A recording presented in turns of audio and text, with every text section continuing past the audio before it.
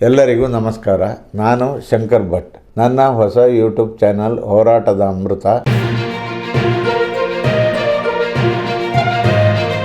ಹಾಸನದ ಮಾಜಿ ಸಂಸದ ಪ್ರಜ್ವಲ್ ರೇವಣ್ಣ ಪೆನ್ ಡ್ರೈವ್ ಪ್ರಕರಣಕ್ಕೆ ಸ್ಫೋಟಕ ತಿರುವು ಸಿಕ್ಕಿದೆ.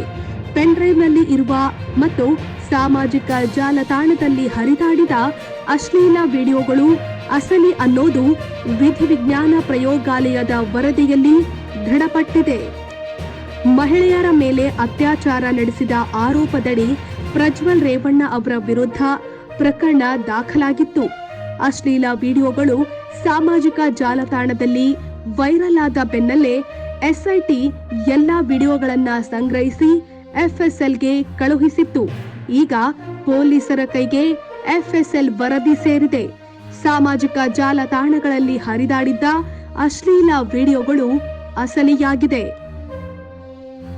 ಈ ವಿಡಿಯೋಗಳನ್ನ ಎಡಿಟಿಂಗ್ ಅಥವಾ ಮಾರ್ಫಿಂಗ್ ಮಾಡಿಲ್ಲ ಅಂತ ವರದಿಯಲ್ಲಿ ಉಲ್ಲೇಖಿಸಿದೆ ಅಂತ ಮೂಲಗಳು ತಿಳಿಸಿದೆ. ವಿಡಿಯೋಗಳು ಅಸಲಿಯಾಗಿದ್ರೂ ವಿಡಿಯೋದಲ್ಲಿರುವ ವ್ಯಕ್ತಿ ಯಾರು ಅನ್ನೋದು ಸಾಬೀತಾಗಿಲ್ಲ. ಅಶ್ಲೀಲ ವಿಡಿಯೋದಲ್ಲಿರುವ ಪುರುಷನ ಮುಖ ಪ್ರದರ್ಶನವಾಗಿಲ್ಲ. ಹೀಗಾಗಿ ವಿಡಿಯೋದಲ್ಲಿರುವ ವ್ಯಕ್ತಿಗೂ ಬಂಧನಕ್ಕೆ ಒಳಗಾಗಿರುವ ವ್ಯಕ್ತಿಗೂ ಹೋಲಿಕೆ ಮಾಡಿ ತನಿಖೆ ನಡೆಸಲು ಪೊಲೀಸರು ಮುಂದಾಗಿದ್ದಾರೆ. ಎಫ್ಎಸ್ಎಲ್ ವಿಡಿಯೋಗಳು ಅಸಲಿ ಅಂತ ವರದಿ ಕೊಟ್ಟಿದ್ರು.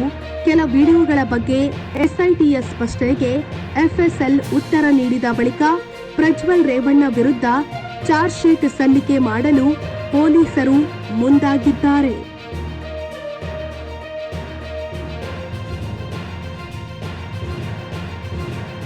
ಶೇರ್ ಮಾಡಿ, ಸಬ್ಸ್ಕ್ರೈಬರ್ ಆಗಿ, ಬೆಲ್ ಐಕನ್ ಅನ್ನು ಒತ್ತಲು ಮರೆಯದಿರಿ.